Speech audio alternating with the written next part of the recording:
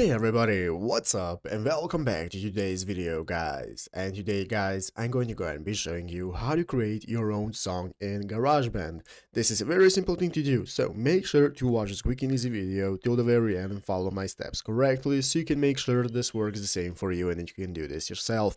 But yeah guys, let's get straight into it. So the first thing you want to do is go ahead and open up the official Garageband application on your mobile phone if you haven't already. If you do not have the application, just go ahead and download it from the App Store, and after opening it up you'll be greeted by this main page right here, which is the home page of the application where we can see all the instruments that we can use to create our music. We can go ahead and plug in a guitar or bass, or we can just use the audio recorder to get started recording ourselves. So let's go ahead and see how to get started creating our song. Basically guys, these are all the options that we want to use for creating our desired track. You can get started with using like the keyboard to go ahead and get started recording your instrumental that you're later going to go ahead and use, but for now let's go ahead and just use the audio recorder option right here, because the audio recorder is going to enable us to record anything we have. We can use our microphone on our iPhone to get started recording. We can either play an instrument in real life or we can sing and so on. And to get started with recording, all you have to do is just click the big red circle right here at the top of the screen. That's going to enable you to start the recording process. You can see, and now we can go ahead and record what we need,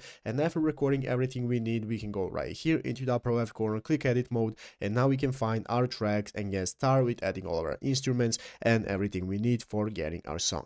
But yeah guys, basically that is how to do it. So I hope this video was helpful. If it was, make sure to leave a like, subscribe to the channel. So yeah guys, thanks for watching, take care and bye.